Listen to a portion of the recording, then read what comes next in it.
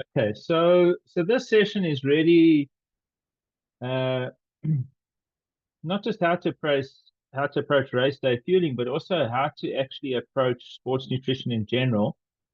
And I think it's very important to understand a number of things before we actually speak about the nitty-gritty in the business of fueling a training or a racing session. So I think firstly, before I get into actual race day fueling, and how the human body sort of works when it comes to feeding, I think you need to understand a little bit about how the human body functions. And this foundation is going to give you a really good understanding of of how and where you need to start approaching your feeding strategy. So firstly, the human body has two major fuel tanks. They're the primary fuel tanks, the one being glycogen. And glycogen fuel tank in the human body is our natural carbohydrate stores, mainly primarily stored in the muscles and also in the liver. And that would basically see you with a sort of energy volume of around 2,000 calories. Okay.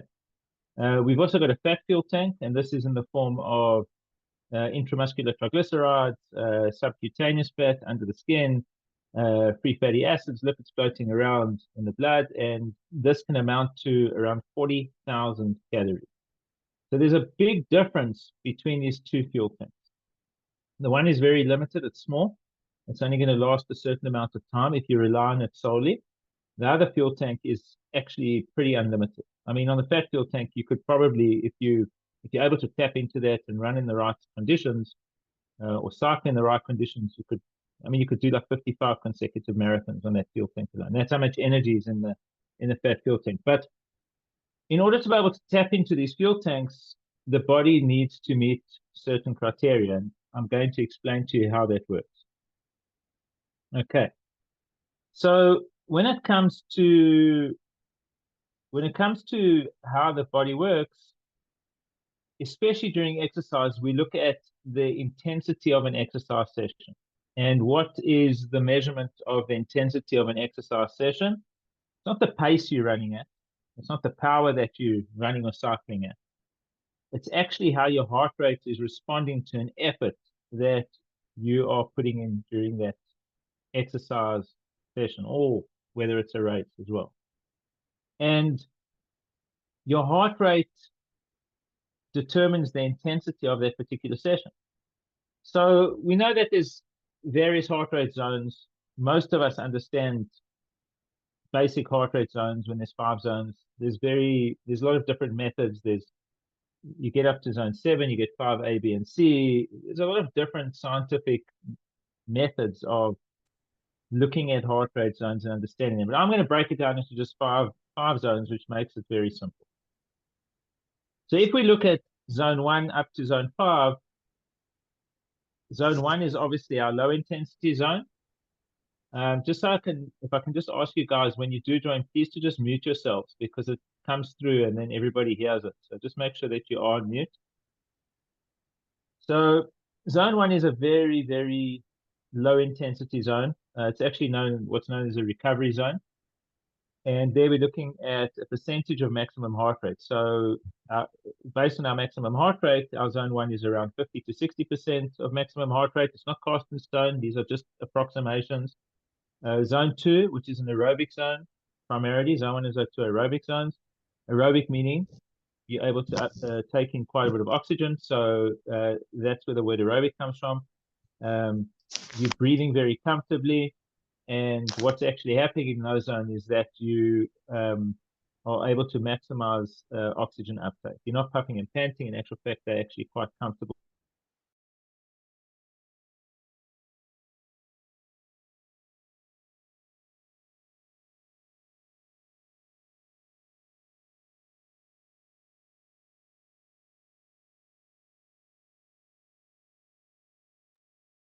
Sorry about that. I think I was muted.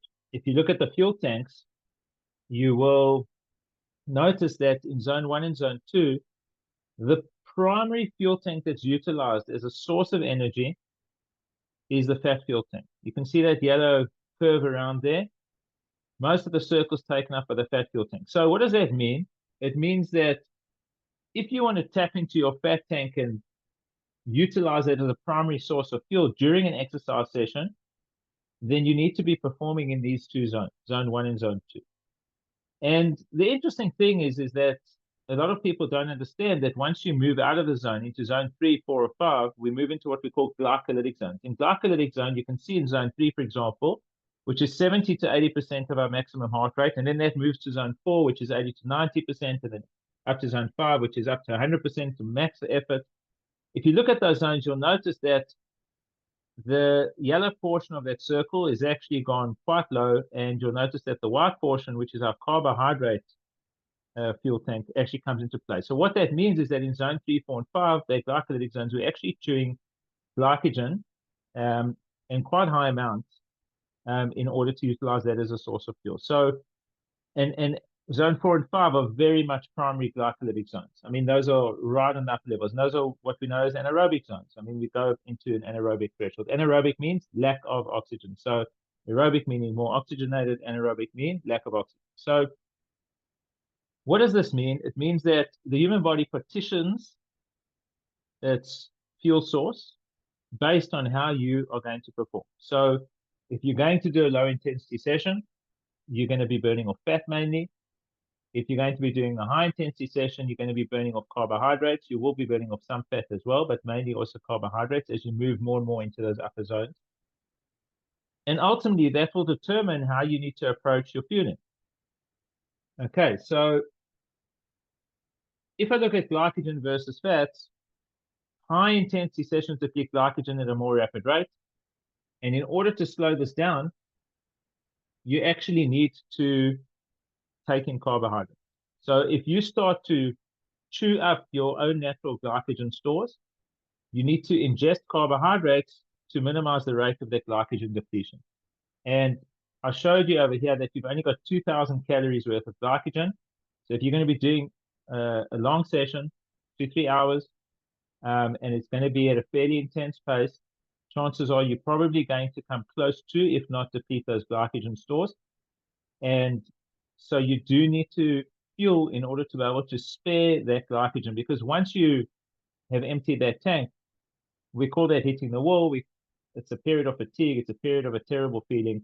And it's not something that you actually want to happen in any sporting event.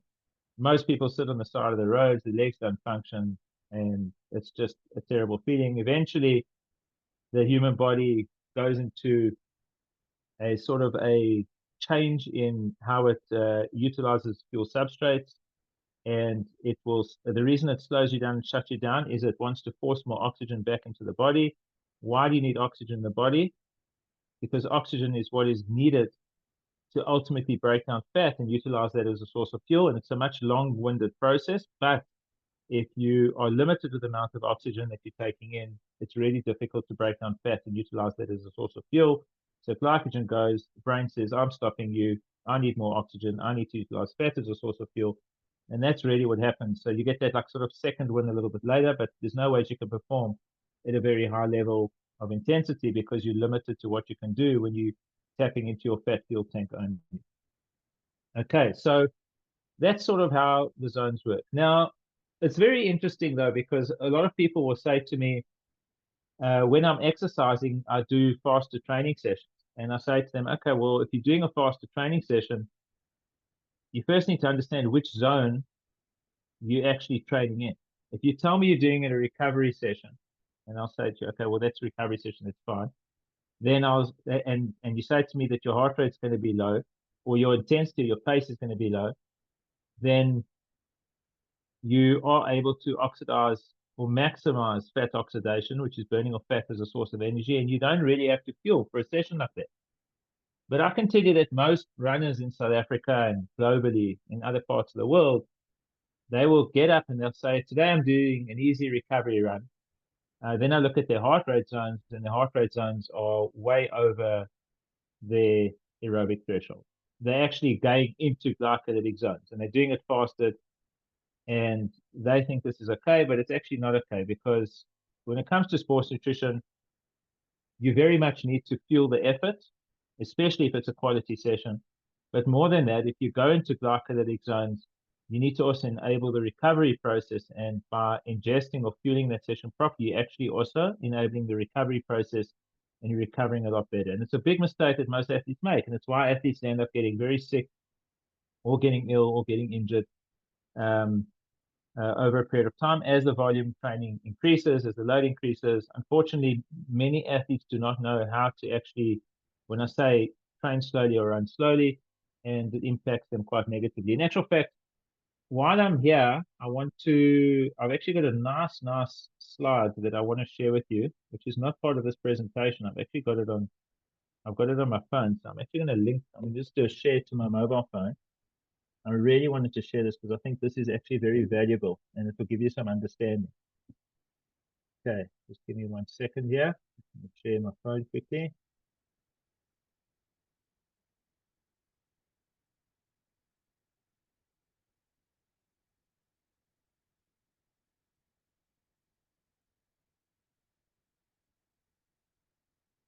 Okay, it's loading. Done.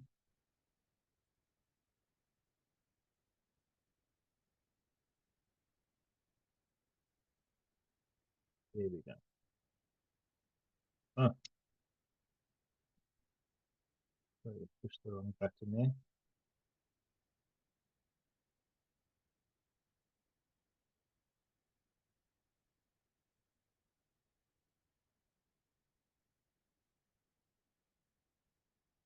Okay, there we go. Okay, can you see this? Okay, so what I wanted to show you here is that this is an athlete who actually is like a 240, 245 marathon runner. So if you look at the quality of an athlete, in actual fact, they're very, very high level athletes. Okay. But if you have a look at the aerobic threshold, you'll see over here that his aerobic threshold cutoff is like under 120 beats per minute. So in other words, his aerobic zone is so small, but his glycolytic zone is so huge because it starts at about 120 beats per minute and goes all the way through up into the upper zones, which are your anaerobic, up above lactate threshold, which is where you're starting to hit your anaerobic zones, and that's where you're burning a lot of matches. And you can actually see how inefficient this athlete is from an aerobic perspective, which means that most of his training is actually done too fast or too hard, too intense, because he doesn't listen to his body. You know, there's that theory that goes, if you run slowly, you can be a faster runner. That's so true. So what the coach in this case did was suggested to the athlete that for the next 6 months, there is going to be no running over 130 beats per minute. Your heart rate is not allowed to go over this for 6 months. And the guy probably thought the coach was crazy. I would have done exactly the same thing because the only way to make a person aerobically efficient is to train in that aerobic zone. And the advantage of training in that aerobic zone is definitely mitochondrial depth, capillary production, better circulation, and this ultimately does improve and enhance performance. After 6 months, this is what happened. The aerobic zone of this athlete increased to now 150 beats per minute.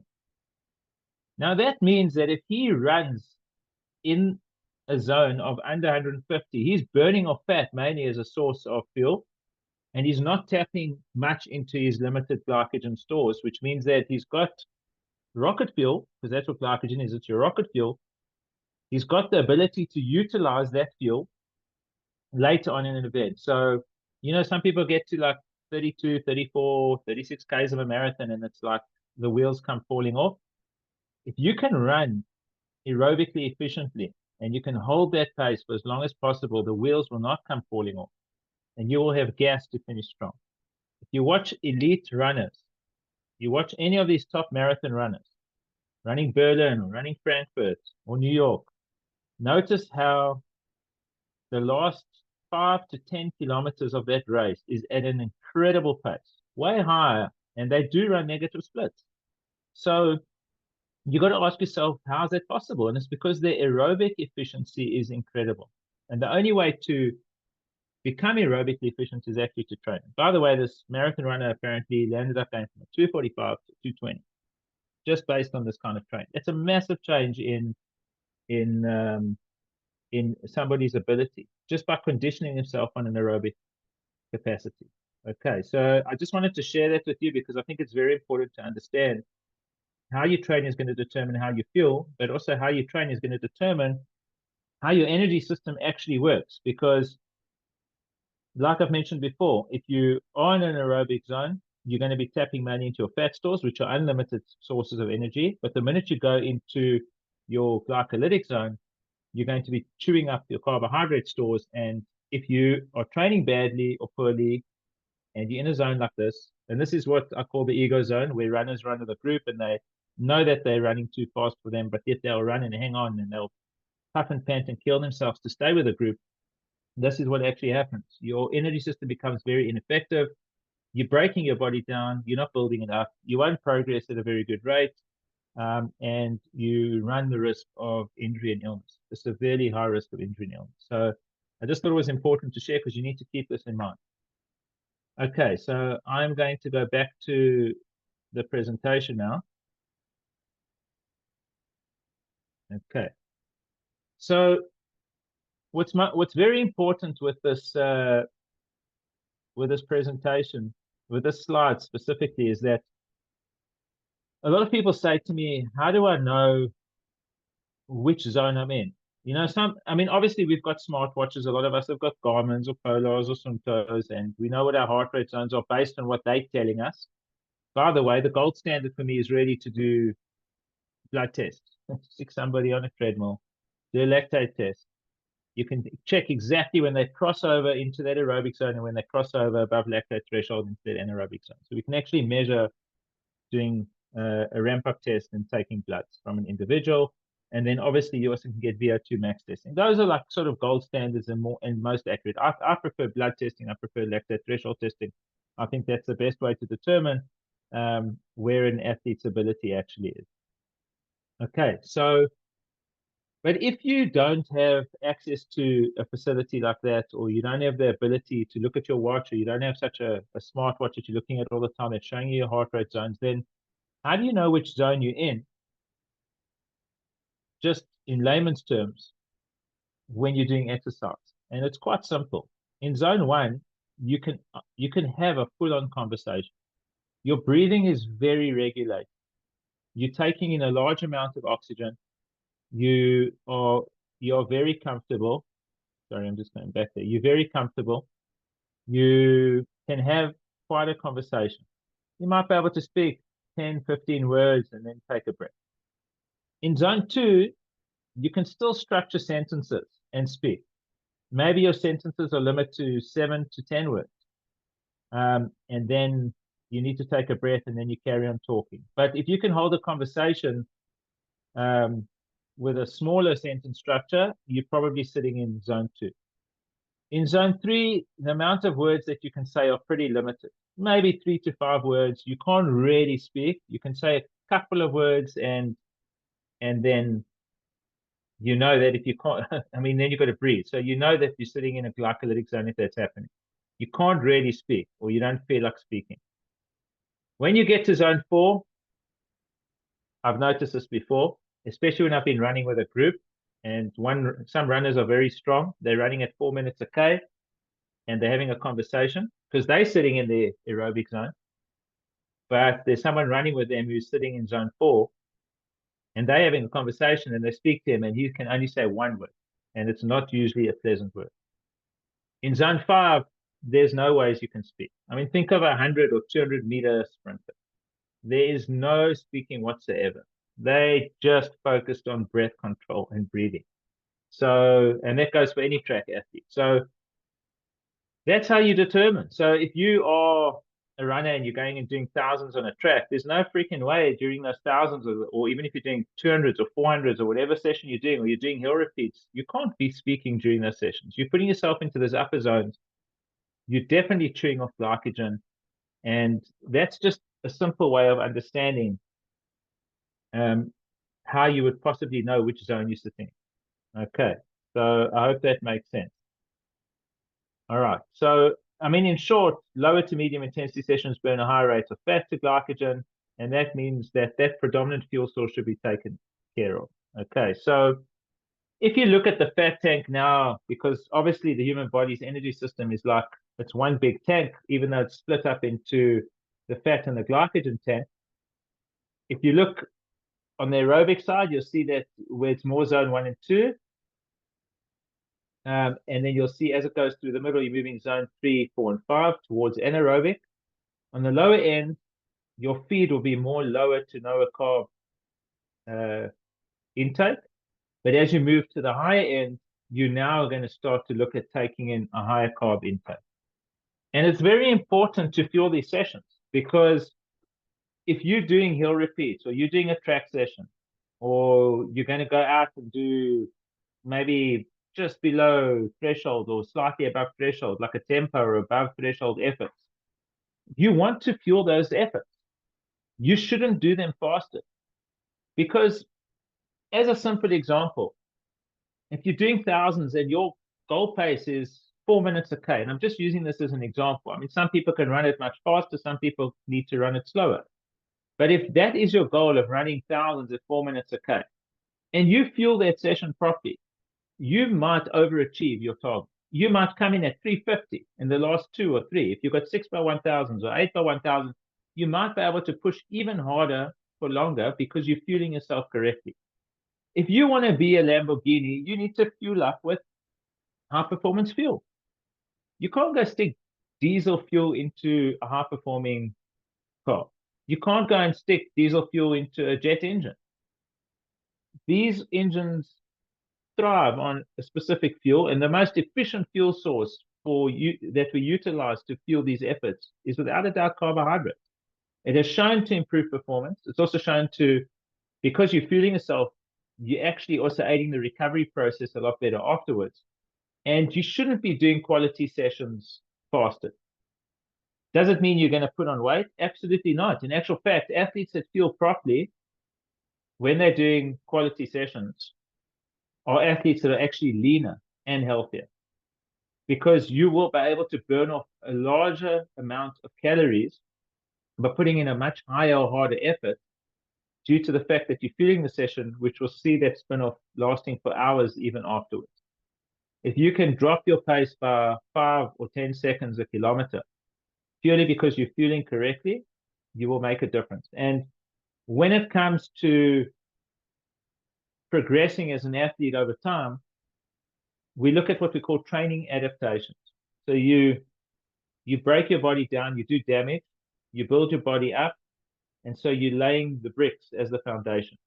If you're not fueling and you're not recovering properly, and you're really not looking at this, you're going to keep breaking yourself down. You're not going to keep building yourself up. So your training adaptations are really not going to be significant over a period of time. And that's why some people, we don't see massive amounts of progress. But if you do it properly, you can be the same athlete. You could have been going stagnant and just happy with your sub 2-hour half marathon, but never thinking that maybe my potential is a 90-minute marathon if I do things properly, half marathon. But if you feel your training adaptations will be way more efficient and you'll progress at a much better rate. So keep that in mind. And this is the thing, is that sports nutrition, especially how you fuel your efforts, is going to play a massive role in helping you achieve your true potential as an athlete, whatever your sports discipline is.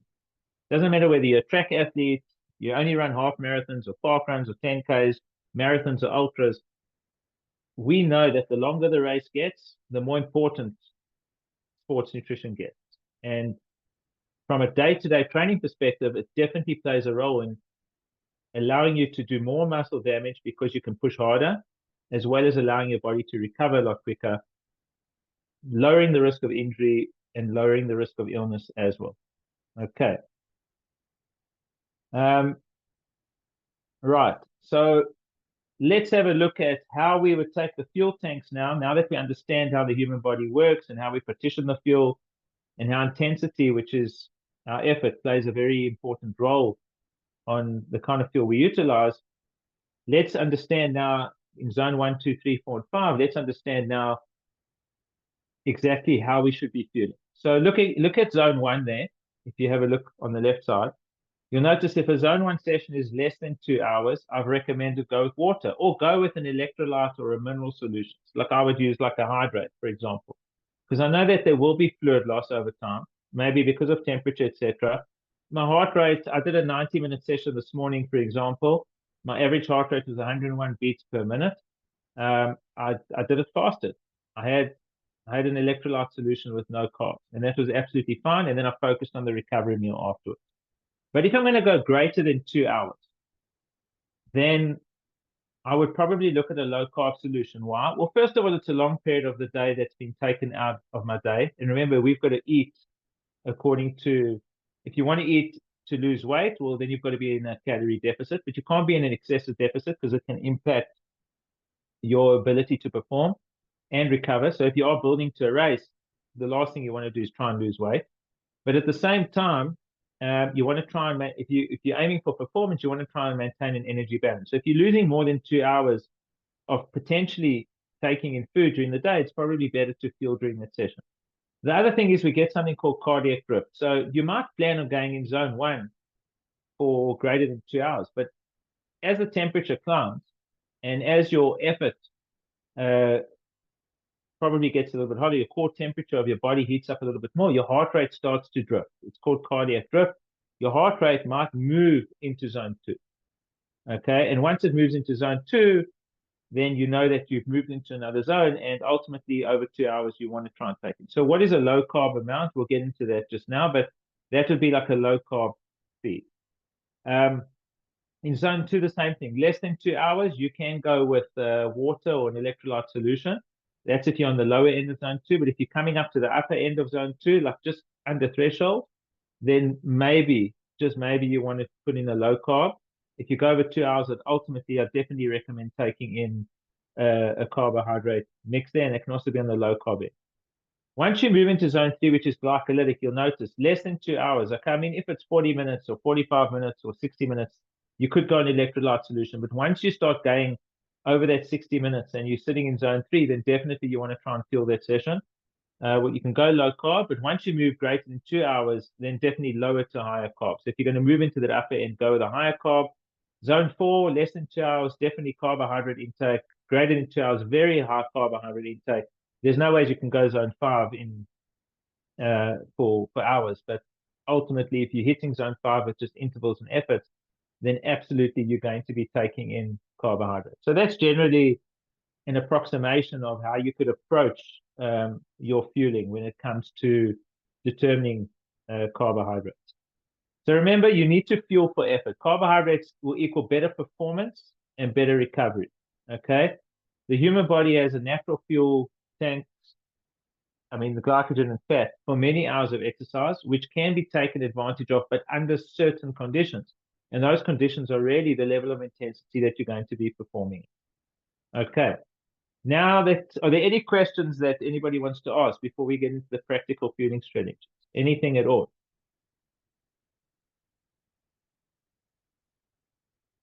Okay. Let me continue. Right. So now we'll look at volumes of carbohydrate intake. This chart actually is a chart that's developed by Professor Asker Jukendrup, who's a Dutch scientist, and he's a leading sports scientist, but in the area of nutrition. So it's a very nice chart, and I like it because it really does explain a couple of things quite clearly. So a lot of times I get asked about the recommendation for carbohydrate intake, and I've just mentioned sort of low carb, maybe you can go medium carb to higher carb intake. What is that? So he's based this chart on time. So if you look there from 0 to 60 minutes, he's gone there with pretty much no carb. It could be a mouth rinse if you want to perform, really very low to no carb.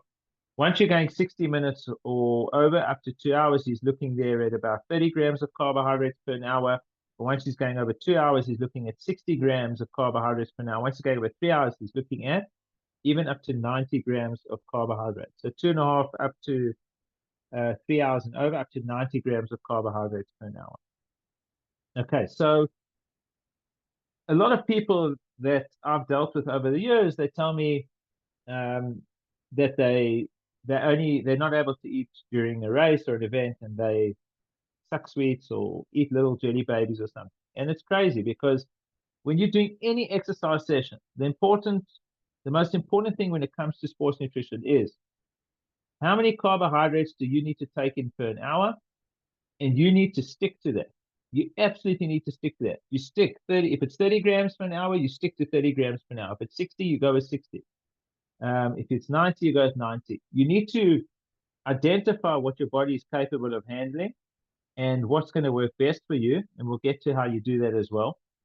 But it's very important to stick to feeding the clockwork. It's not a guessing game. And you can't go and say, oh, well, I'm not hungry now, I'm going to feed late, or I'm going to wait or feed earlier and then I'll wait another 2 hours. It's got to be clock feeding. You've got to feed and you've got to understand per an hour how much you need to take in.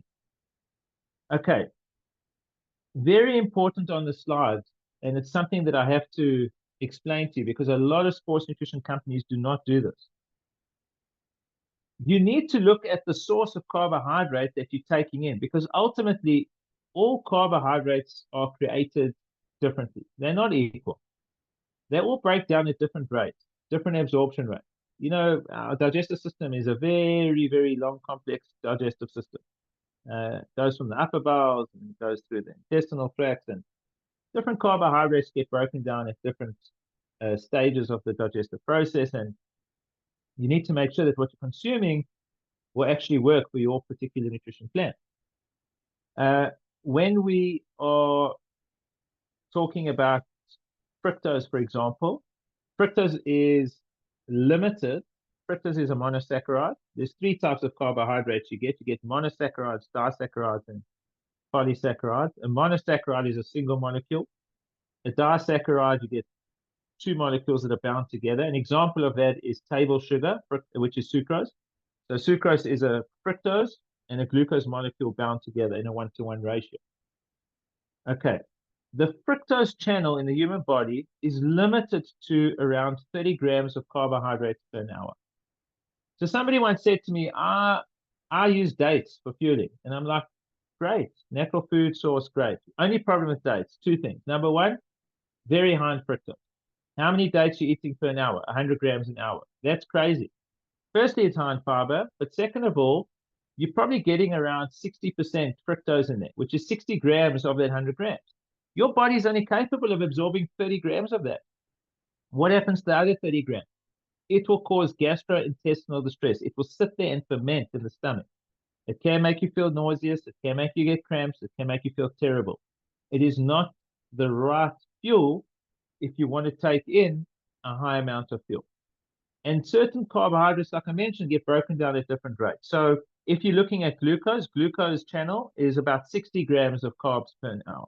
So if you're taking in pure glucose, pure glucose, your body is capable of processing around 60 grams of that per hour. I had a guy who was taking in he was aiming for 74 grams of carbs per hour, of which 98% of it was glucose.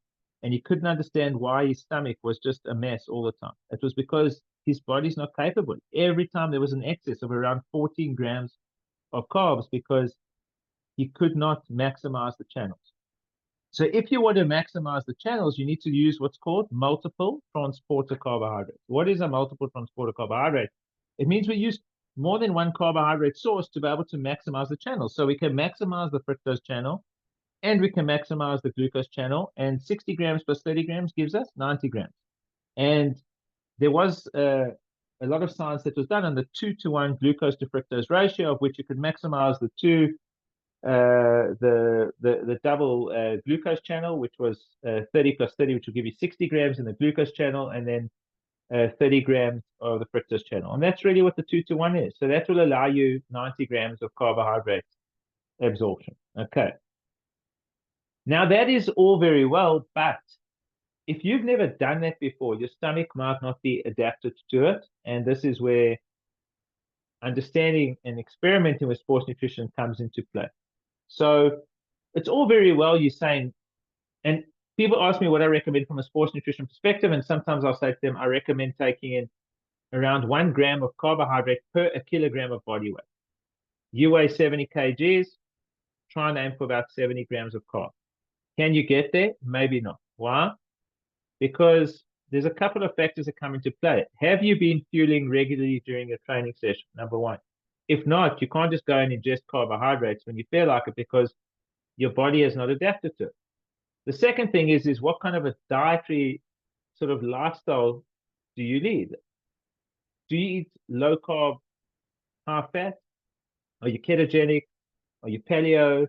Whatever it is, how much carbs do you have on a daily basis? And if you're not a carbohydrate eater, how can you expect to fuel yourself efficiently with carbohydrates when it comes to ingesting this? Because your digestive system is not adapted to it. I'm going to give you a little analogy here, which is a little story that I explain to people when I do these talks. So think about this scenario. A group of students go into a classroom and let's say they're English speakers, they're going into the classroom, they're going to learn to speak a new language. They're going to learn to speak, I don't know, Spanish. They go into the classroom, the teacher comes in, she starts teaching them maybe simple pronouns like me, he, they, whatever. Starts teaching them the pronouns, then starts teaching then some kind of adjectives onto that sentence structure, and then eventually, little by little, over weeks and months, do they start to learn how to structure simple sentences and start to learn how to speak basic Spanish. And over a very long period of time, they become more and more fluent. Okay. Now students come back to class. They now think that they're fluent in Spanish or getting there. And the teacher starts speaking in German. It goes straight over there. No one knows what's going on. Got to start from the beginning. Got to start learning now. Very simple sentence structures, pronouns, etc. Plugging those sentences together and eventually building up until you become more proficient in German. Now they're starting to understand German and they're learning. So that's exactly like the language of fat and the language of carbohydrate. You've been fasted training. You've been eating a low carb diet. You've been speaking more of a fat language. And now you're going to go and fuel carbohydrates, which is a completely different language. The way the body breaks these down is very different. The human body learns. It's like a learning mechanism. It adapts constantly to what we do. It adapts over time. And it's the same as, let's say you grew up drinking a lot of milk. Your body produces lactase enzyme, breaks down the lactose, and that's basically milk sugar. Lactose and galactose are milk sugars. It breaks it down, needs a lactase enzyme to do it, distributes the lactase enzyme, breaks it down, etc. Then you stop drinking milk, could be for years. Suddenly you go back to drinking milk. Your body's not just going to go and produce lactase enzyme. It's like it hasn't been working and doing that for so long. So all of a sudden now you drink milk and it's like, whoa, what happened to my stomach? I'm lactose intolerant. You might be mildly lactose intolerant, might different levels of lactose intolerance, but the thing is that your body adapts over time, and if you don't do something, you sometimes need to retrain it. So in short, if you are not sure where to start, you start low. This is something called the tipping point method, which I developed many years ago. You start low with carbohydrate intake, and then you build up higher over a period of time. So if you've never done anything like this before, start right on the low end. Go with like a 20 to 30 gram per an hour carbohydrate serving and see per an hour how that works for you. Test it on a long run, test it on intensity sessions and see how that works for you. It worked, great. Next session you try and test, and make sure you don't just test it once. Test it on a couple of sessions. Next week or week after, you decide you're going to be a bit braver. You're going to go up to like maybe 40 grams of carbs per hour. So you're going to jump up another 10 grams per hour. 30 was fine. Now you're going to go to 40. Great. You experiment with 40 grams for a week or two. Perfect. You know you can take it more, and you're feeling better each time you take it more. Why? Because you're actually maximizing your energy system. You're setting it up to allow you to perform better. Now you go to 50 grams, works, thumbs up, great. You keep going up the scale. Then you go to 60 grams, works fantastically. Then next time you go up to maybe 65 grams of carbs per hour.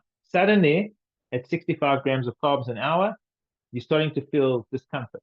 You're starting to feel gas. You're starting to feel a bit of bloatedness. It's not working for you. So what do? You go back to where it was previously comfortable, back to the 60 gram per hour, and you stick with it. You stick with it for a couple more weeks. This is called training the gut. So you train your muscles when you're doing strength work or when you're running or when you're cycling or whatever you're doing. You're training your muscles constantly, but you also have to train and adapt your gut to be able to take the exogenous energy source that you're giving it. So you go back to that part where it was most comfortable, you train the gut for a few more weeks, and then you try and go up to 65 grams. And now it's working. Now your stomach's adapted and it's working. So you've hit 65. Can you go higher? Go to 70. Starting to cause discomfort. Okay. Again, you go back to 65, try it for a few weeks, adapt the gut, then go back to 70. But when you get back to 70, it's still, there's no adaptation. So the question is it because your stomach hasn't adapted? Or is it because you're utilizing the incorrect carbohydrate blend? Remember, I spoke about multiple transporter carbohydrates, how the carbohydrates empty the digestive system, how they are utilized and broken down and processed to provide energy in the body. Each has a different property. And maybe that blend of carbohydrates was not suited to you. So you might need to change the carbohydrate source or the blend of carbs and experiment with something different and see if something else will work. Okay. Somebody says to me, how high should I go on the tipping point chart? I mean, can I go 90 grams, 100 grams? So this is where science is headed. The most amount of energy that you can take in per an hour that provides you a high level of comfort is what you must aim for. And you don't know what that is until you experiment. I weigh 66 kilos. I take in about 115 grams of carbohydrates per an hour. I've got athletes taking in up to 130 grams of carbohydrates per an hour. They've trained themselves and they're utilizing the right carbohydrate mix in order to be able to achieve that. So when people say, I'm happy with 60, maybe 60 is too low for you. Maybe you need to go to 70 or 80. But if you really want to perform, you've got to find out what your tipping point is. And that's the point of gastrointestinal comfort to the maximum amount of energy that you can take in. And it never, ever stays stagnant. There was a time where I was limited to 74 grams of carbs per an hour. And with using a different carbohydrate blend and experimenting, eventually I was able to take it to 90, 100, 110, 150. And I'm still going to aim for higher because the higher, the better. So just so you know, there's no real cutoff here. What you can handle and what you can utilize will benefit you. Okay, so what does this mean in like sort of practical fueling? Okay, so I call this a multi-hour system or drip fueling. So you'll see in the middle here, I've got something called a fuel dispenser. Now, a fuel dispenser for me I don't care what it is. It could be a water bottle you run with, a soft pouch, it could be gels, it could be chews, it could be bars, it could be anything. That's your fuel dispenser. This is what I'm going to get my fuel from. How many calories of carbohydrates I'm going to take per an hour? And you can see that I've broken it down. 30 grams of carbs is 120 calories, 60 grams, 240. You just multiply it by 4, and then 90 grams is 360 calories. So if I'm going with a 30-gram carbohydrate feed, you'll see it's split here into 1 hour, 2 hours, 3 hours, and I only really need to take 30 grams per an hour. But if I'm going to be utilizing 60 grams per hour, then I've got to think twice, because now you can see that what I did in 1 hour and 2 hours when I was utilizing 30 grams per hour, now suddenly I've got to double that up, and that's what I'm taking now, basically in 1 hour and 2 hours. So it's double the amount. And if I'm going to go with 90 grams of carbs per hour, now I'm starting to fuel in 40-minute periods. I'm taking in about as much as I took in a whole hour. I'm taking now in 40 minutes to get in 90 grams of carbs per hour. So your whole fueling strategy changes. It's very important to split your feeds. What generally we recommend is between 20 to 40-minute feeds. I say 30 minutes is optimal. If you're feeling hungry, you can shorten the feed. If you're not feeling so hungry, maybe you can lengthen the feed. But I like a 30-minute feed. So you take it on 30 minutes, on 60 minutes, on 90 minutes, on 120 minutes, and you keep going clock cycle. You clock feed all the time. You look at your watch and you clock feed. You can try and time it with water tables, but some people say to me, I'm running 6 minutes, 6:30 a K. I'll stop every 5 kilometers. I'm like, well, that's more than 30 minutes. And what if you're running 4 minutes a K? Then you can't stop every 5 kilometers because 30 minutes is way higher. So you can't always time it to the water table because it's not about the distance you're running. It's actually about the time that you're running for, and that's what you need to realize. Okay, so now that I've looked at this, let's take a look at this now in actual product in sports nutrition, because this is important.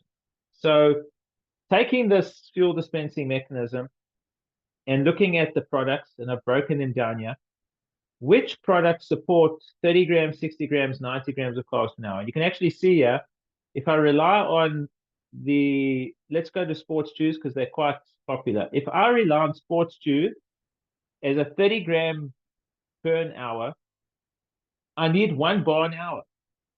And someone says to me, no, I need 1 block every 30 minutes. I'm like, that's crazy. That's like 15, 16 grams of carbs in an hour. That's not energy.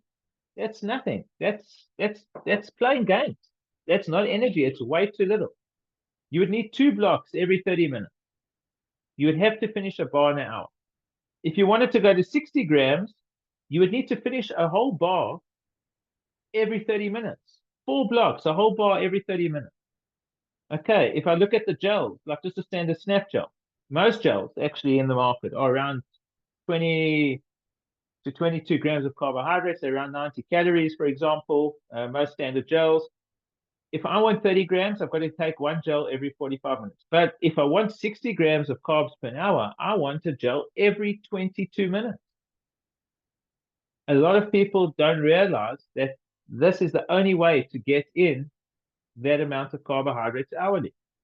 So you really do need to understand the product, how many grams of carbohydrates it's going to provide you on an hourly basis, and is it going to support the amount of energy that you require.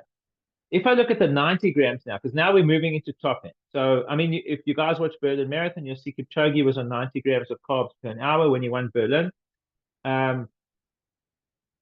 It's very difficult to get to 90 grams if you don't use the correct product. So you'll notice I've got crosses there. What are these crosses? You cannot get to 90 grams of carbs with a standard snap gel. You cannot get to 90 grams of carbs with a sports chew. You can't go there with our Endure drink, and you can't go there with our chewable tab. Because the transporter, the multiple transporter carbohydrates that are utilized in this product are not conducive to maximizing those absorption channels. They limit it. You might be able to get to 70 grams or something, but you're not going to get to 90. To get to 90 grams, you'd have to go with the Race Pro gel. That's the one I use to get 115, or I've got athletes doing 130 grams an hour. Race Pro Energy Bar, for example, or the Race Drink, or the Race Pro Drink. Those are the only products that really maximize and provide digestive comfort. So you really got to decide which category you're falling in, and then you've got to choose the correct product, whatever product you're utilizing or whatever brand you're utilizing. You need to make sure that you understand what the composition of those products are, and do they provide you the right kind of energy to support the amount of energy that you want to take in on an hourly basis. Now, I'm sure that you're all looking at this and you're thinking that, wow, like, for example, Cape Town Marathon is 2 weeks away, Soweto's maybe 6 weeks away. Actually, Soweto's less than 6 weeks away. It's actually just over 4 weeks away. But you're probably looking and you're going, well, I need to really try and test this because I don't know what I'm doing, or I don't know where I am. And that's why I say, sports nutrition doesn't start at Expo, and it doesn't start the week before or 3 weeks before when you're doing your last long run. It actually starts months and months before. You really do need to prep and try and test everything that you're going to be doing on race day. You need to test it during your training. Last year, I raced a half Ironman overseas for 10 months.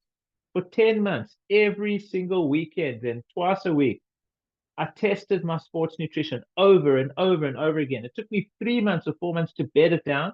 And then I practiced it for the next 5 or 6 months until I knew it backwards. Because whatever you want to do, you want to take to race day, and you want to know, what is my pre-training meal? What is my intra-fueling? How much am I going to be taking in the form of fluid and hydrating with? And you need to keep it simple, and you need to have it completely banked, and then you need to bring it out on race day and utilize that. Okay, so let's talk about energy and hydration quickly. Okay, so a lot of people tend to combine energy and hydration. It's not the same thing. Energy is energy. It's what we've just spoken about. It's there to support the energy system, and it's there to really spare your glycogen fuel tank in order to be able to allow you to perform at a high intensity for a lot longer. That's really what it's there to do. Hydration, on the other hand, is the amount of fluid that we need to take in to remain hydrated. And when it comes to hydrating properly, you need to understand that you can't mix energy and hydration together, because I'll give you a simple example. An athlete's going to utilize a water bottle, okay, or he's got these drink mixers or water bottles en route, and maybe he's got seconds, and he's going to pick them up, and maybe there's 400 mils of fluid, and I don't know, maybe there's 20 or 30 or 40 grams of carbohydrates. So he goes to race day, he starts running. It's like, what happens is the weather's freezing cold. So what happens when it's cold? You're losing less fluid in the form of sweat.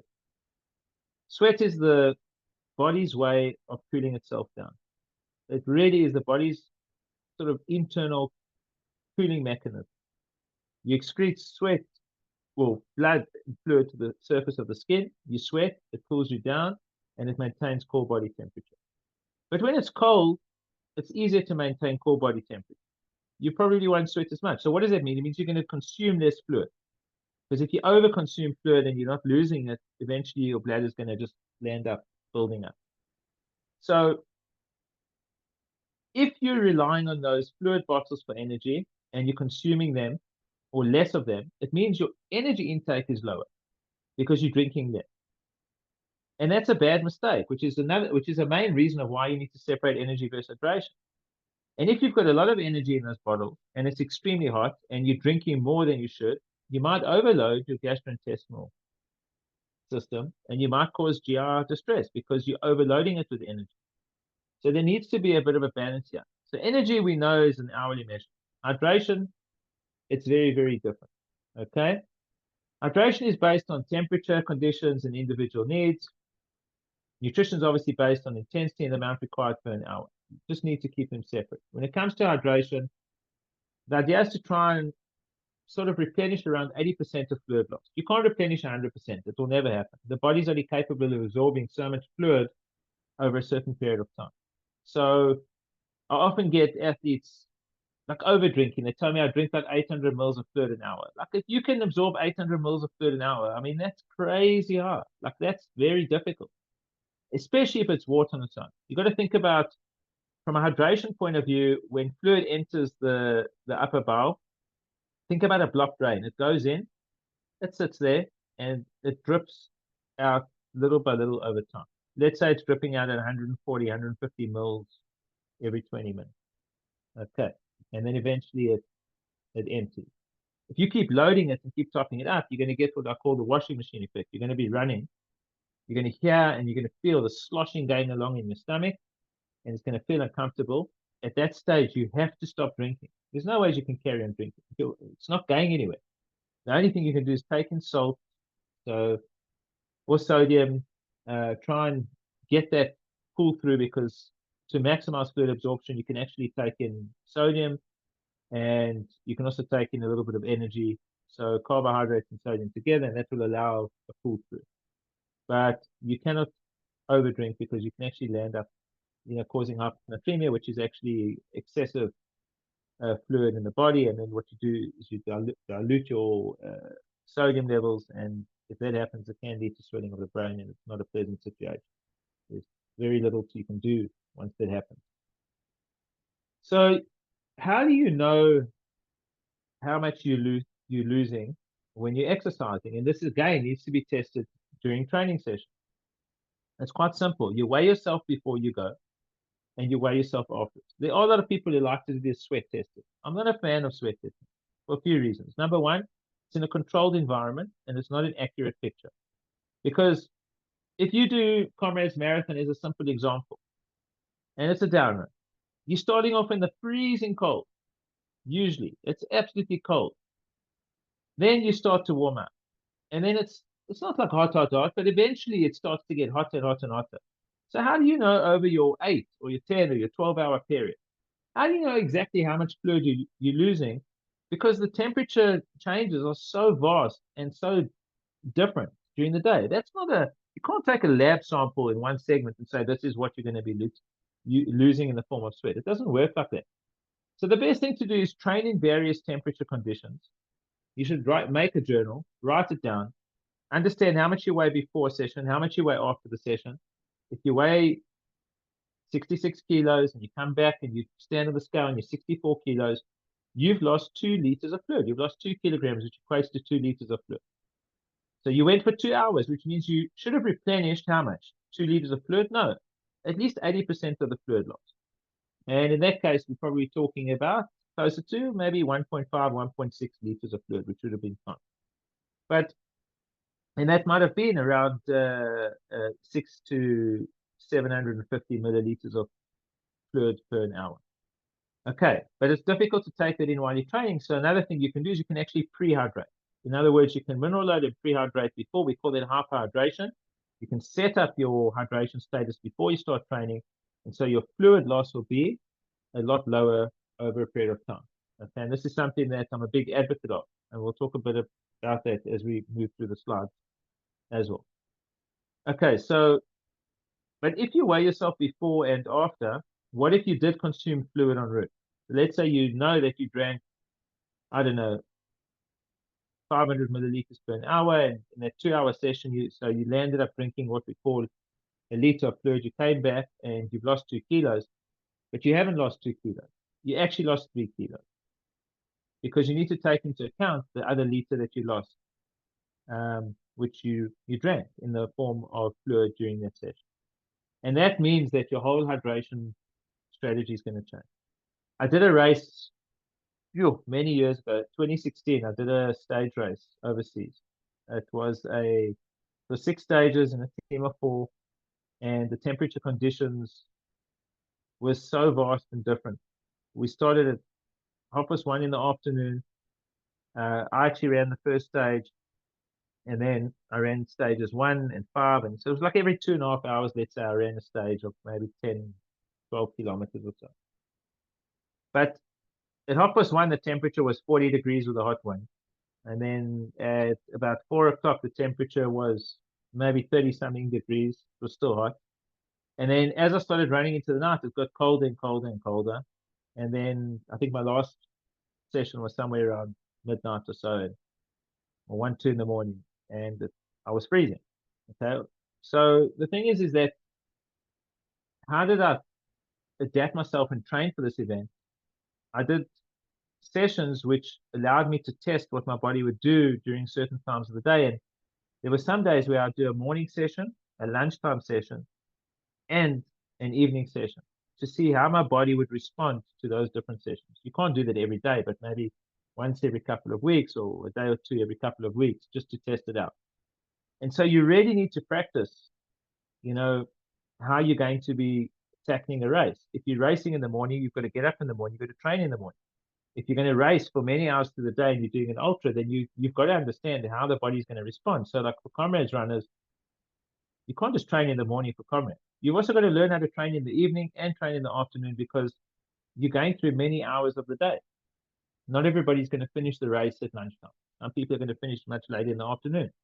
So the best way to approach your nutrition strategy is to test it in varying temperature conditions. And when I talk about nutrition, not just the energy intake, but the fluid intake, and try and see what works best for you.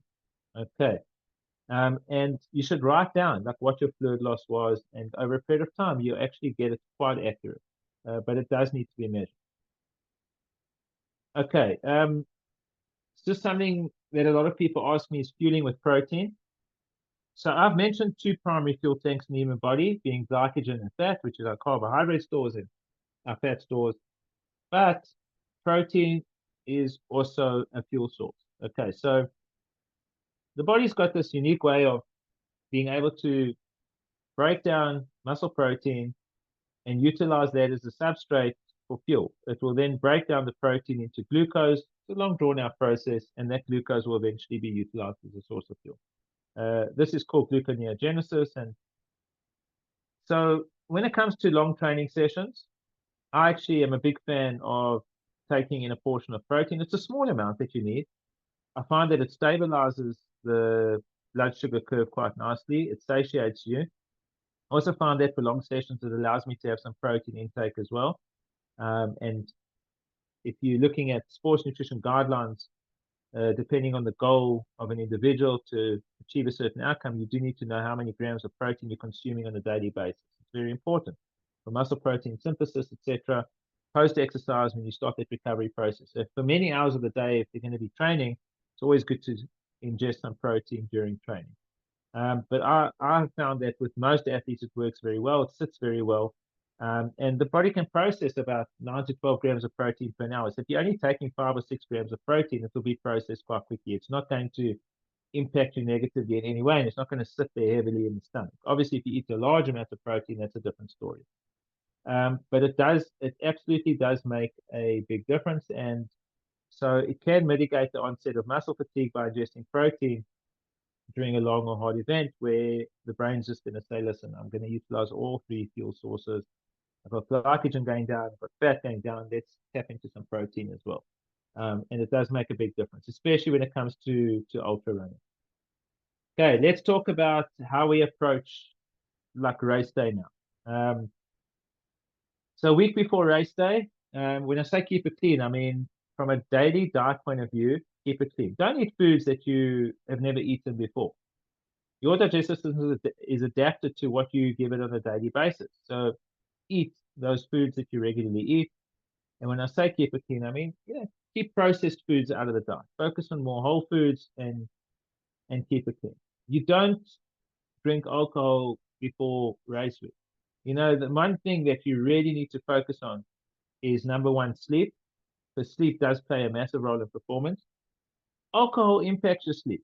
If you tell me I drink and I go to sleep, I promise you, if I analyze your sleeping patterns, your sleeping patterns are out of whack. There's no ways you will get a significant amount of deep sleep cycles with light sleep cycles in your sleeping patterns. So it's not about how long you sleep for. It's about the quality of sleep that will ultimately determine your ability to perform. And lastly, it dehydrates you. Alcohol dehydrates you. Alcohol also impairs muscle protein synthesis because you do need fluid in the body when it comes to MPS. You also need fluid in the body when it comes to replenishing your glycogen stores. 1 gram of glycogen is bound to 3 grams of water. So if you're going to top up your glycogen stores and build them up slowly towards race day, alcohol is not part of the plan.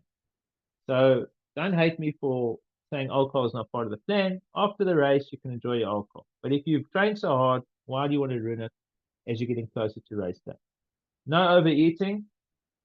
I get a lot of athletes that tell me they 1 or 2 kilograms heavy on race day, and they tell me it's glycogen weight. There's no freaking way it's glycogen weight. They are carrying excess weight because they overate leading up to the race. Does that excess weight play havoc on their ability to impact, their ability to perform? And yes, it does. It actually does. Why? Think about a runner's cadence. Okay, let's say you are 1 kilogram overweight. Let's say your cadence is 160. So 160 steps is 80 steps on left foot, 80 steps on the right foot of an extra 1 kilogram per minute. That's 80 times 1 kilo. That's 80 kilograms. 80 kilograms of extra force.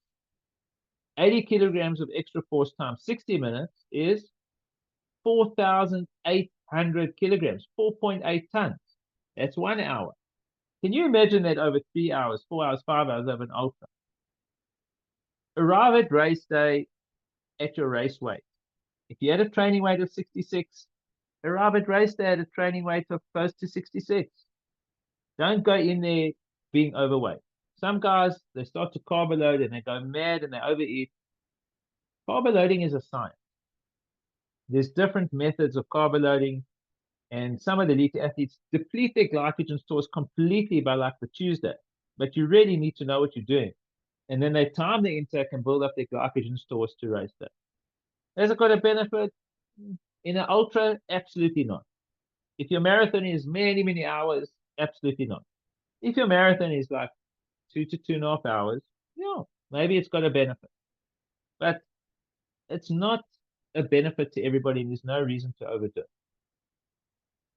Hydrate. Most important thing, around 30 to 40 milliliters of fluid on a daily basis. I would say definitely hydrate regularly each day, and focus on sleep. Sleep absolutely is recovery. It's performance that last week you want to recover as best as you can before race day.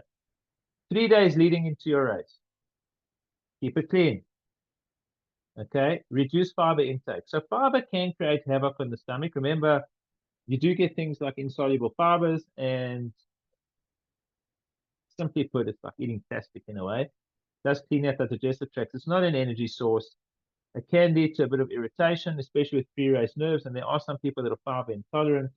So you can reduce fiber intake leading up to the event, and especially if you're a runner that suffers from runner's trots, etc. I mean, absolutely reduce fiber intake. Avoid foods that you're intolerant to. I've worked with athletes over the years. They, as an example, an athlete is lactose intolerant. Day before comrades, morning of, milk with their cereal. That's crazy. You're lactose intolerant. Couldn't understand why the first 30 kilometers of the run, they were in the bushes because they had milk. Do not eat foods that you're intolerant to. If you're staying in a hotel or you don't have access to specific foods or you're not sure what foods, take your foods with you. Make sure you're prepared. Understand what you're going to eat the morning of, the night before, etc. Avoid alcohol. Absolutely avoid alcohol 3 days leading to the event. I mean, I see guys running around drinking beers before big events. It's crazy. You're setting yourself up for, you don't know what you're setting yourself up for. It's going to be a surprise on race day, but that can impact you negatively.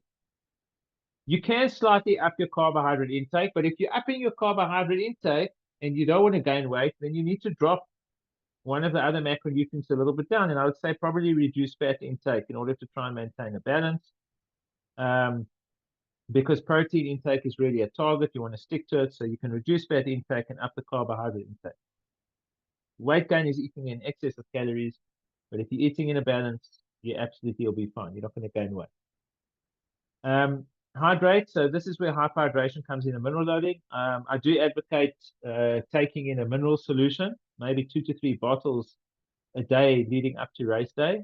If you are hyperhydrated and you're setting your fluid stores and you're maximizing your hydration levels, you know, an athlete that's done that, one athlete will deplete, their fluid loss will be quite substantial over a period of time, and the other athletes will be a little bit more gradual. He's going to benefit from hyperhydration. There's quite a bit of science in it, and it is something that I advocate. So what do? 32 GI hydrate, 2 to 3 bottles a day, 3 days leading into the event. I don't like to drink them at night. I would have one in the morning, one at lunchtime, and one maybe late afternoon. At night, you don't want to be running up and down to the toilet. You want to be focusing on sleep, and I've mentioned it again there. The day before an event, sleep in later. So that Friday night, you go to sleep. If the race is on a Sunday, sleep later on the Saturday.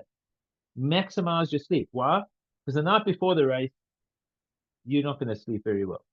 Most people don't sleep well. There are a few that do, but most don't because of pre-race nerves and everything in the head goes mad. Something's going to go wrong. This is happening. Noises are bothering me, etc. Rather try and sleep in later the day before. Maximize your sleep, and then at least you're trying to, at least that will play a benefit. No overeating. Don't overeat. Again, hydration, hyperhydrate, mineral load. I would say at lunchtime the day before a race is where you can slightly increase your carb intake. At dinners, I definitely recommend more of a small to medium-sized meal. I don't believe in overloading the night before a race. Why?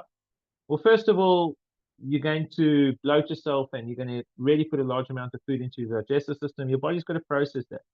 It can elevate your metabolism. It can leave you taking much longer to fall asleep at night. And the night before a race, you really want to try and get some sleep. So why would you want to go to sleep uncomfortable? Because you've overeaten. You don't have to stress about your energy system. I promise you, your energy system will be absolutely perfect. And the next morning, to be quite honest, on race day is where it actually is going to count. That's where you are going to take in your pre-race meal, and that's where you're going to top up and maximize your energy stores pre-race. So you don't have to worry about overdoing it the night before. It's not going to play a massive role.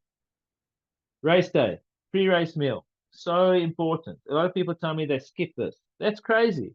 It's the most important meal of the day. If you're going to race, you need to eat something. Generally, you want to eat 2 to 2.5 hours before the start of an event. What does that meal look like? It should be high in carbohydrates, can be complex, and some simple carbs, can be a combination. It should have a nominal amount of protein, low in fiber, low in fat. That's generally sports nutrition guidelines. That's what we look at. You want to top up the energy system. Okay. A lot of people say to me, I eat eggs on toast. The problem with that is that, first of all, is the toast high fiber or is it low fiber? You want to go with the low fiber bread. Eggs are very high in fat. Okay, 45% fat basically, and protein. Okay, your carbohydrate intake is minimal. Problem is too much protein, too much fat. It's not going to be highly processed and utilized to top up your energy system.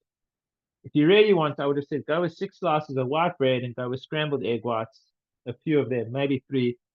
That's a bit better, than going and overdoing it. Maximize the carbohydrate intake, maximize the protein intake, keep the fat intake and the fiber intake on the lower end.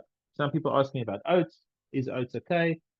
Oats can be a decent meal, but it does have a high amount of fiber, and you do need to have tested it during training to make sure it works for you. Okay. What I advocate for most athletes that I've worked with over the years is we look at a very low fiber. So we go with a white rice pudding. It's like a risotto, like a Greek pudding. It's white rice, honey. It's overcooked, so it's nice and like porridgey. A teaspoon of honey, teaspoon of peanut butter. You can add a bit of cinnamon, you can add a bit of banana to it, mix it up, and you can actually eat it. What's nice about it is you can actually take it to your hotel room. You don't have to worry about it. Just cover it, add a bit of hot water if you want to make it hot the next day, or eat it cold. Actually works extremely well. I did that for many years until we actually launched pre-race meal, which is basically a pre-cooked white rice pudding in a tub already. It's got some other carbohydrates in there and a nominal amount of protein. So that for me is now my go-to. But prior to that, I would say that the white rice pudding was my go-to for a large amount of the athletes I used to work with over the years. Is caffeine a benefit? It is a benefit because it can help free up more free fatty acids, which can be utilized as a source of energy. It can also create a bit of euphoria, create better mental focus. So it has been shown to enable sports performance. It lowers the rate of perceived effort. The only thing with caffeine is you've got to know what those measured amounts are. Caffeine has got peak concentration levels, which peak at about 60 minutes. So prior to a race, I mean, yes, you could go and take about 200 milligrams of caffeine. Is coffee a form of caffeine? You don't know. The strength of the coffee is not how much caffeine is in the coffee. It's the roast of the bean. So if you don't measure your caffeine intake, you would never know. You could have a very strong cup of coffee and it can be with 40 milligrams of caffeine, which might not have any benefit whatsoever. So I do like to have coffee prior to a race. I actually make a French press, so it's like 2 or 3 cups of coffee, but it's a lot of fluid. So what I do is I actually have 1 cup of coffee that I have a measured amount of caffeine with it. Should you be taking caffeine during the race? You can. But once you start taking caffeine during the race, you've got to keep taking caffeine during the race. Because like I said, peak concentration levels at about 60 minutes, and then it starts the downer. You can't let it go down. So you need to keep topping up, keep topping up. So the question is should you race a whole race on caffeine? Yes, you can. I've done 10-hour races on caffeine. I've taken a caffeine shot every 30 minutes in a 10-hour race once. But I tried and tested it in training, and I know that it worked for me. So that was 120 milligrams of caffeine per an hour. But you could save it for the last hour of a race. But then you've got to time it. You've got to time the caffeine. So if you're going to take it in the last hour, you know that you're going to cross the finish line. But if you take it 2 hours before, then you need 2 caffeine shots because you need to know that in 2 hours before, You take it an hour before you're going to take the other one. So you've got to make sure you know when to take that caffeine. Okay, so just to sum up, and I'll get to some questions now. Never arrive at a race without a planned nutrition strategy on the day. There's so many times where I stand at an expo, someone comes to me and says, listen, I'm doing my first comrades, my first 2 oceans, or my first marathon. What do you suggest I take from an energy perspective? And I'm like looking at him, I'm going, hold on a second. Are you talking about the marathon in a day or two? And he's like, yes, that marathon. I'm like, are you crazy? Your marathon's ruined. If it's your first and you haven't practiced fueling, you've actually ruined it because you never know what's going to happen on the day. You don't know how your energy system is going to respond. You don't know how your body is going to respond at all to what you're taking in. And that's where I see people like touching at straws and creating soups. Like I sometimes get these athletes and they say to me, man, I took your product last year and I had the most severe stomach ache. It doesn't work for me. Suggest something else. I'm like, okay, well, forget about the product that you took. I understand you took this product, but what did you do leading up to the event? No, in the morning I had eggs on toast. Then on the way to the event, I had a gel. 5 minutes before the event, I had a gel and a caffeine shot. Then the gun went off.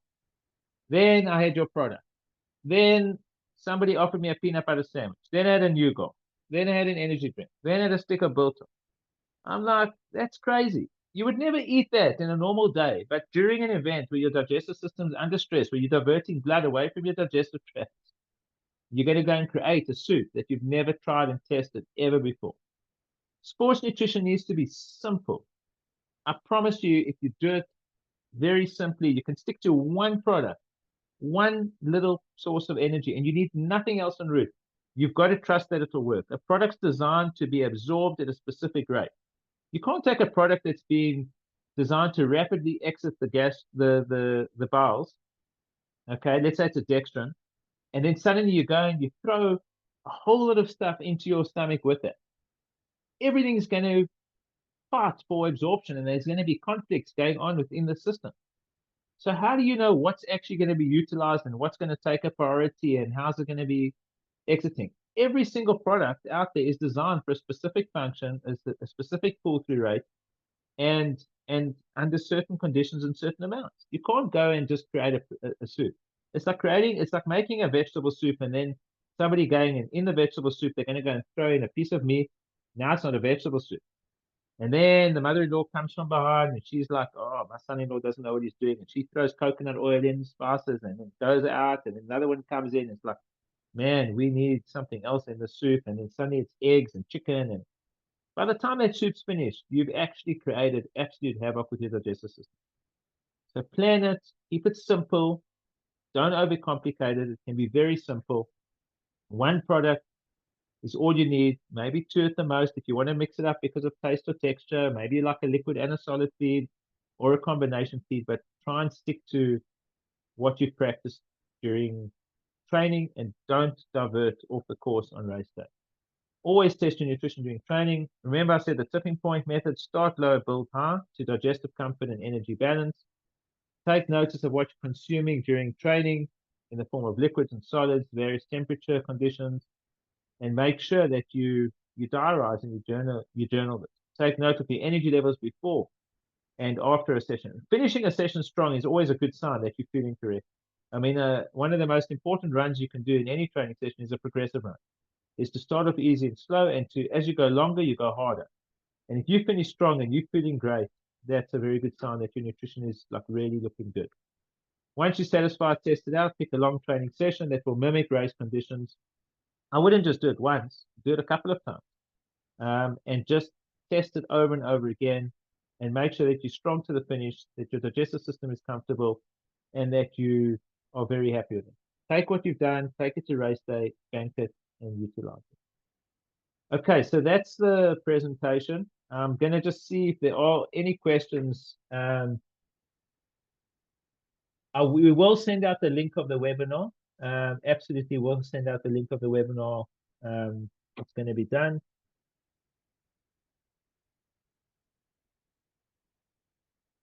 Okay, any other questions?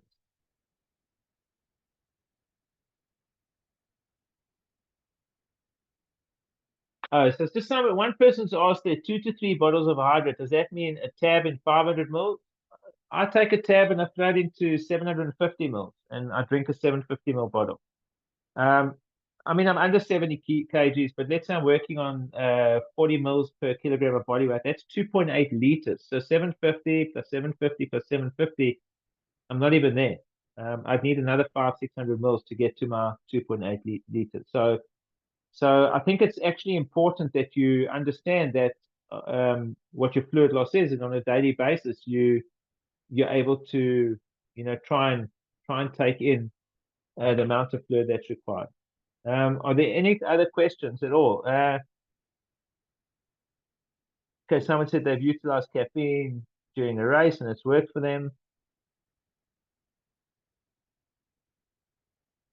Okay, so taking gels with Coke is, again, you've got two different types of products. If you look at a cola, you're basically looking at sucrose. Sucrose is a one-to-one glucose to fructose molecule, which means that you are limited to 60 grams of carbohydrates per an hour. If you're within the 60 grams of carbs per hour and you're taking it with a gel that can also support 60 grams of carbs per hour and you're measuring that amount, then that's great. If you're able to measure it. I think it's just very important to understand that you've got to know how much you're consuming. So like you could grab a cup of a cola on the side of the road. How much carbs is in that cup of cola? Or is it a isotonic drink that's been mixed to the right level? Has it been over diluted? I don't trust water tables on any route. I trust myself and I trust what I carry because that's the fueling strategy that I'm going to use is what I'm taking en route. I don't generally rely on what's on course. We actually sponsored a event last year, which I raced. And I was racing on a specific product which was not offered on course on the day. Trained on the product, I came to the course, 32 GR with official sponsors. I raced the course. One of the ambassadors who was there, who was fueling on the day, every time I ran past that water table on the run, he kept saying to me, I don't understand. Why are you not taking your own product? Why are you not taking your own product? It's because I did not train with that product. I had a fueling strategy that I utilized with another product in the range, which wasn't on course, and I took it to race day and it worked for me. I didn't need to rely on what was on course. Sometimes there's surprises. You could expect it to be, I don't know, in a 200 ml cup, they could expect it to be how many grams of carbs? Maybe expect it to be 20 grams of carbs. You drink it and it's 5 because they're over diluted it. So that risk is there, and maybe it's not worth taking a chance. Okay, so rather come prepared. Sorry, if you have Race Pro fuel in your bottle, should you not consume anything else on the water tables? If you've got Race Pro, you stick to Race Pro.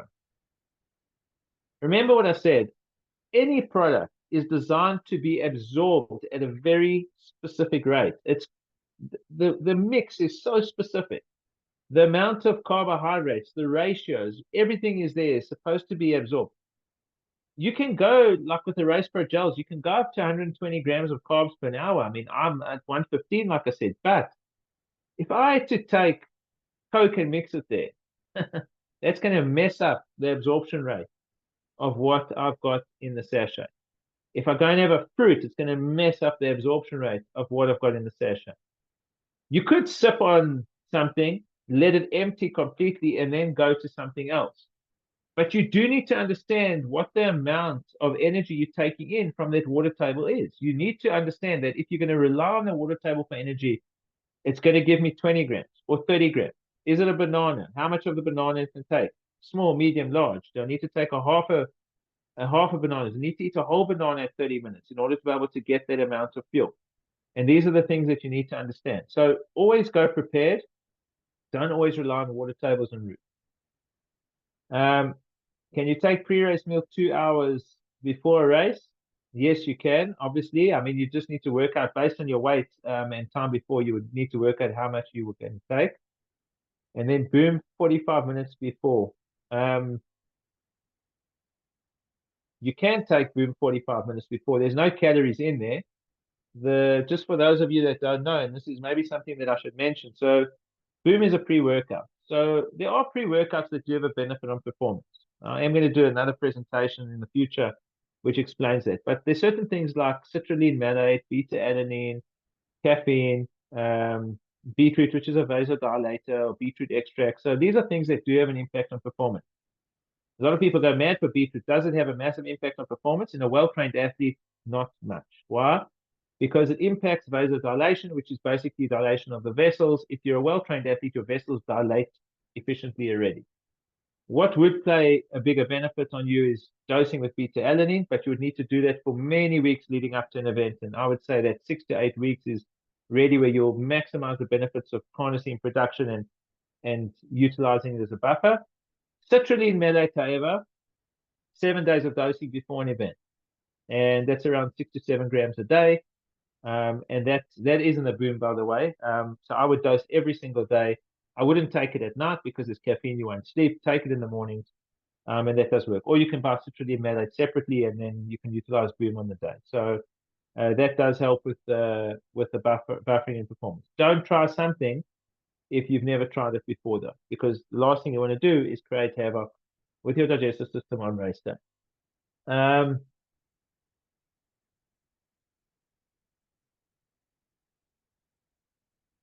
The ideal combination of 32GF products and race day is very difficult for me to suggest.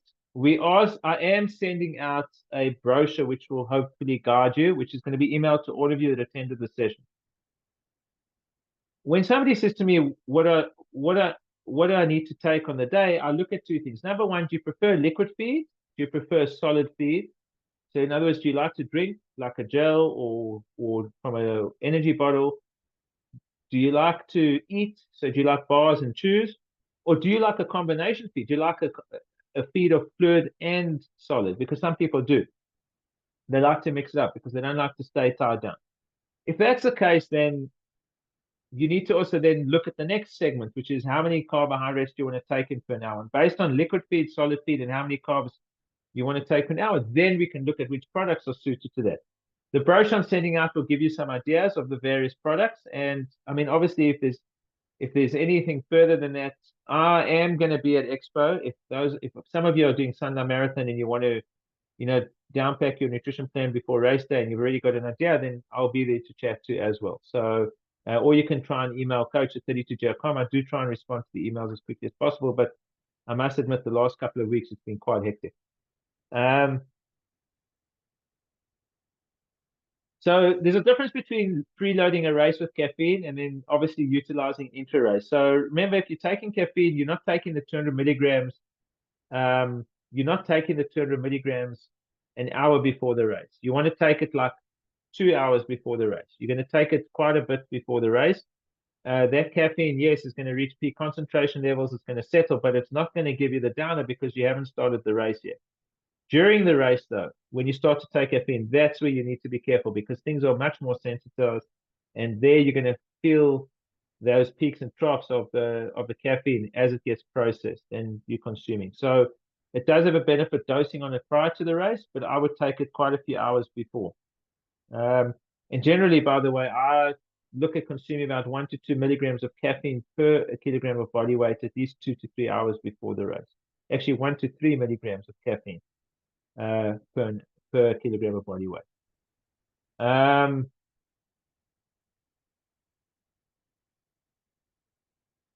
So getting enough electrolytes on race day. So look, when people talk about electrolytes, to me the most important thing is sodium. You get sodium, potassium, and you get magnesium, etc. But sodium is the most important because you want to maintain a sodium fluid balance in the body, and that also is what helps maximize fluid retention and pull through.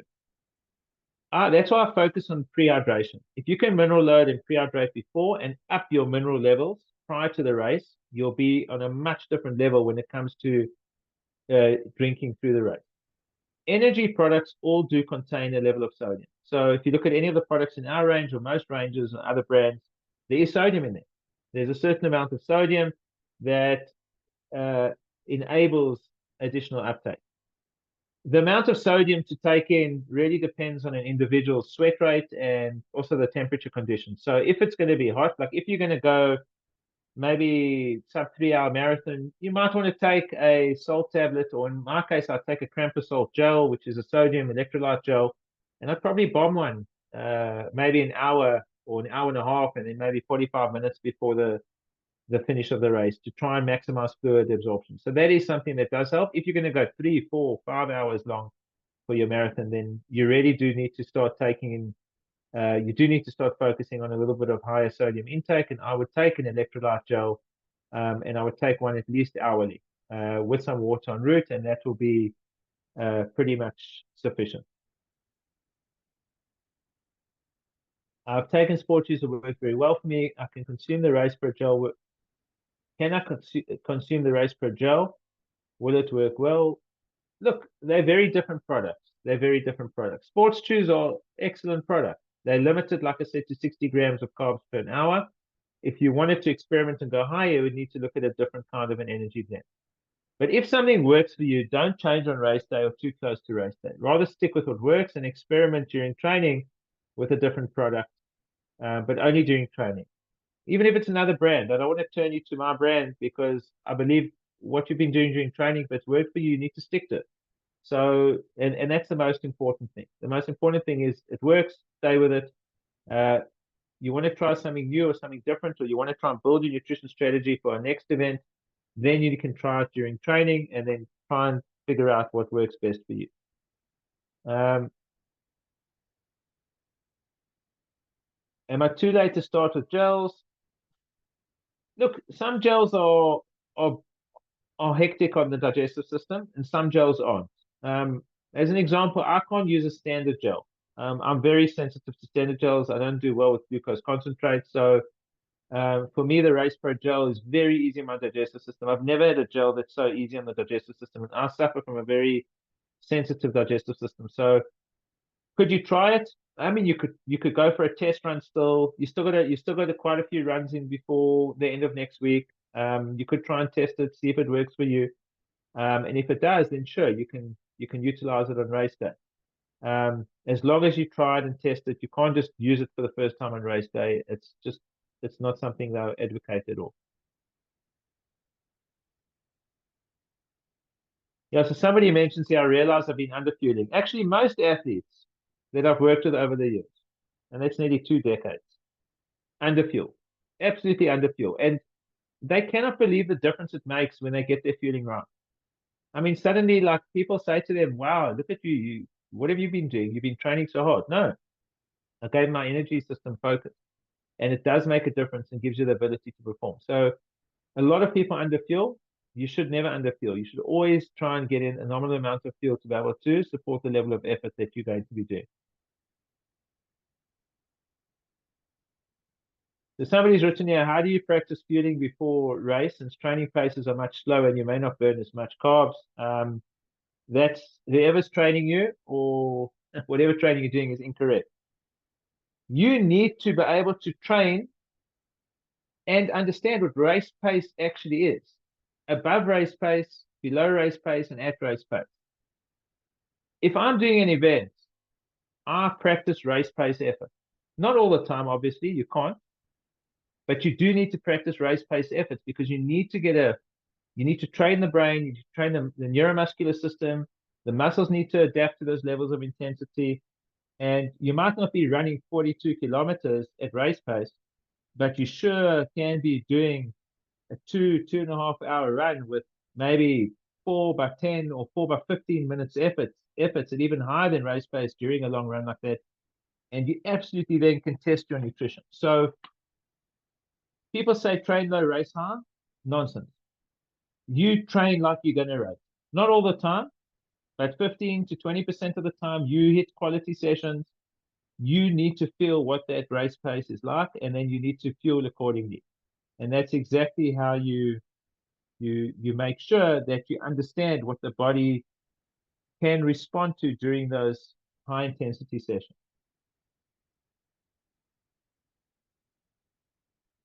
Okay, so that's a very important question. Somebody's asked you about glucose and fructose and other sources of. Okay, this is something that I didn't mention. And actually, it's good the video is being recorded, because those that have gone off, this is something that's actually very important. I mentioned before you get monosaccharides and disaccharides, which is glucose, fructose, single, dual molecules. But then you get polysaccharides. Now, polysaccharides are not classified as sugar. So those are mainly dextrins, and those are starch extracts. So it can be potato starch, can be cornstarch, whatever. It's a starch extract. And when you consume a dextrin, so think about this. You get a single molecule, which is a monosaccharide. You get a disaccharide, which is two molecules. A polysaccharide is like a piece of string. And on that piece of string, you've got molecules on either end attached. And there can be 20, 24 molecules attached to that. That piece of string with all these monosaccharides attached to it goes into your digestive system. It gets pulled through, and the string breaks, and all those molecules are released at once. What does that do? It floods your system with glucose. Okay. And when it floods your system with glucose, what does it cause? It causes a rise in blood sugar. Okay. If you're training, though, you'll flatten that blood sugar curve because uptake is going to be quite significant. So dextrin is rapidly absorbed. Okay. Some dextrins more than others. Like in the Race Pro gel, we actually use a cyclic or cluster dextrin, which is in a circular format, and it has got a very high osmolality, and it gets pulled out very rapidly. And that's how we actually achieve high rates of carbohydrate ingestion. So the interesting thing is you can go to the supermarket and you look at the shelf and you buy a yogurt, and the yogurt says sugar-free. Go to the ingredients and have a look, and it will say, it might have the word dextrin in there, but it might say cornstarch. But it's sugar-free. Yes, because it's not classified as a sugar. It's a polysaccharide, which is not a sugar classification. But it's a hidden sugar. So you think you're eating sugar-free products. But man, oh man, you couldn't be more wrong. Because when that thing goes into your body, boom, sugar explosion. So sometimes people look at products and they go, I won't have this because it's got sugar. It's too high in sugar. I can show you products that are much higher in sugar, but the carbohydrates utilize the polysaccharides, and unfortunately, they're not classified as sugar. So they're putting the wool over your eyes. And that's just something that I really felt was important to mention. So you can maximize the uptake of carbohydrate intake. Remember, I said to you, the blend of the carbohydrate is important. So if you like, we've got the 2-to-1 glucose to fructose maximized when it comes to our Race Pro gel, but then we put in a cyclic dextrin. About 15 grams of that cyclic dextrin sits in there, which is a large amount, but it empties rapidly and it provides a massive amount of energy. Now, why don't other companies use it? It's as simple as this. It's extremely expensive. It is very, very expensive. But I won't compromise on the quality of a product. If something works, stick it in. It's not always about the price of a product. It's about the functionality. There's no need to cheapen a product and limit a person's ability to perform. Where science is moving, like I said, maximum amount of energy you can ingest that provides that level of comfort and that level of support to be able to support those efforts. So that's very important to understand. So that was really an important question.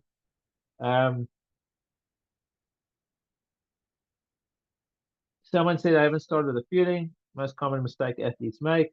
You need to practice. I took a hydrate tab, one each day leading to Sunlam 22 to race that took cramp, not gel every hour, and hydrate tab on 271. I had 2 bottles for the marathon and had cramps. Pleasant. From 36, still managed the PB, but I believe I could have still done better. Sometimes cramps can be caused by overhydration. Sometimes it can be caused by dehydration. Sometimes it can be caused by not ingesting enough sodium. Sometimes cramps can be caused by undertrained muscles. So if you only train on a flat route and then suddenly you've got hills, uphills and downhills, and you haven't incorporated the various training regimes that you can have, then obviously your body and your muscles are not adapted to uphill or downhill running. The chances of them overstressing and triggering cramps are very high. So that's why obviously long training sessions are very important. Long, slow sessions are important to obviously strengthen those muscles and to provide some endurance. And then again, that's also why you need to be able to do training at specific paces that are going to mimic race pace, because the last thing you do is train low and race high, and then you also end up with muscle issues in the day because your body doesn't actually know how to handle a higher pace during those training sessions. So basically, when you train, you need a lot of variety, and that's really the important part. So cramps are not like clear cut, but it's important to understand how much sodium you want to take in per an hour. Try and get there based on temperatures and what works for you. Some on the lower end, some on the high end. And lately, the science has shown that the amount of salt that you take in your daily diet can have a massive impact on your the amount of sodium that you're losing through sweat excretion during exercise. So if you lead a high sodium intake diet, like you have a lot of salt, chances are you're going to sweat out more salt. If you drink or eat less salt, chances are you're going to sweat out less salt. So that's just something else that I needed to mention.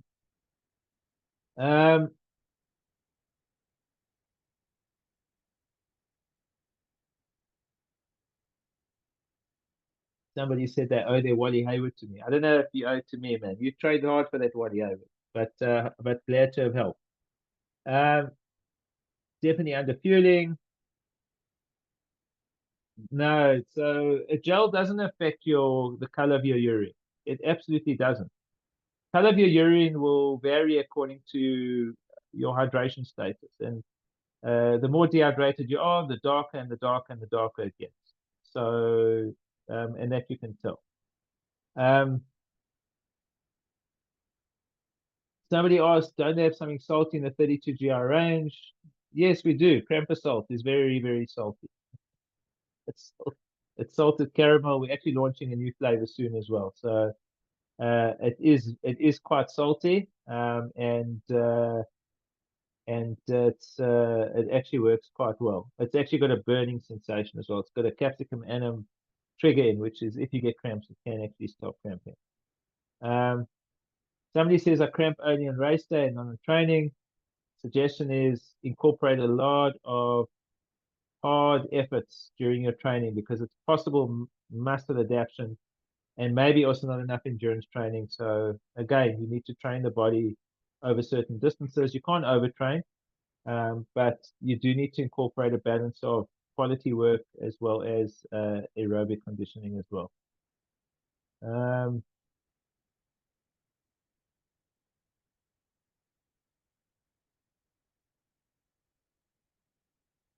Somebody asked me if hydration vest will limit performance during a marathon. I think if you train with hydration vest during training, obviously you're carrying a little bit of extra weight, but chances are, that 1 kilogram of weight's going to disappear as you're consuming it anyway.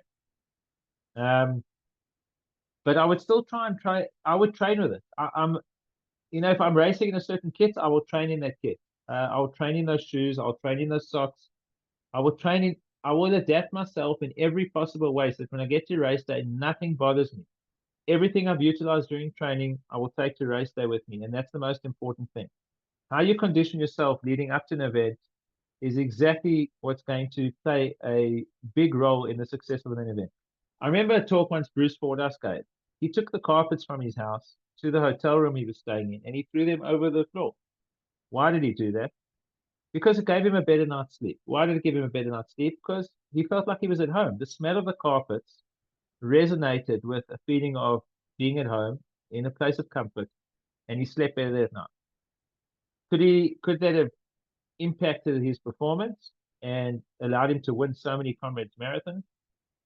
I'm sure it plays a role, not the major role, but absolutely the better sleep you get, the better you'll be able to perform. And so that's just a simple example of how prepared he actually was, taking carpets to get a better night's sleep. It's a very interesting story of it.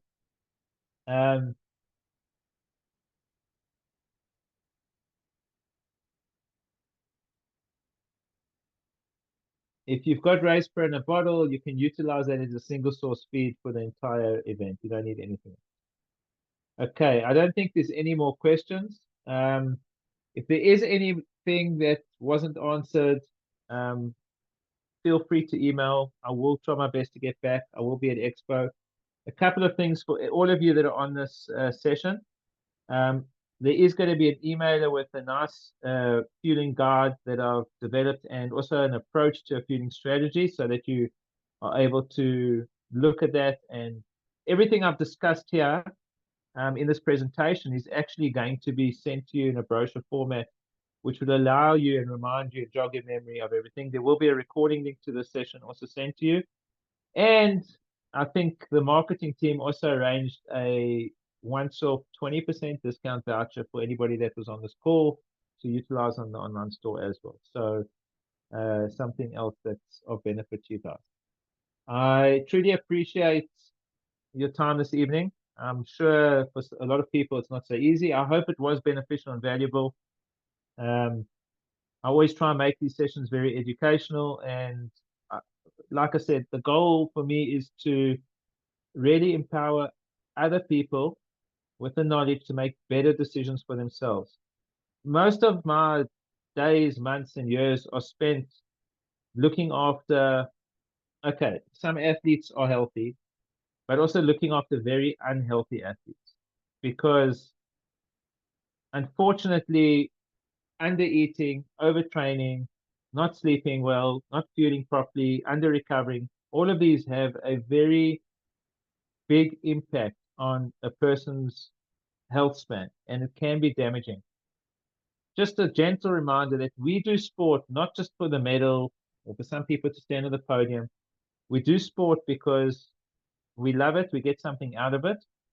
It's something we want to do till I'm of the belief we should live to 100 like 20-year-olds. It's something that we want to do for the rest of our lives. We want to be active, we want to be healthy, but it's about health span. And if you are not giving the body what it needs to be able to recover and to do things properly, you'll end up damaging the body, as opposed to utilizing exercise as a means to build up the body. So remember, exercise is there to build you up and make you stronger. Don't break yourself down. Whatever knowledge you can gain from all the different forums, like one like this, utilize it to improve yourself, but mostly progress your health and constantly look after your health. Okay, thank you very much, and I wish you all a good evening. I'm going to stop the recording here, and I hope you guys have a good rest of your week.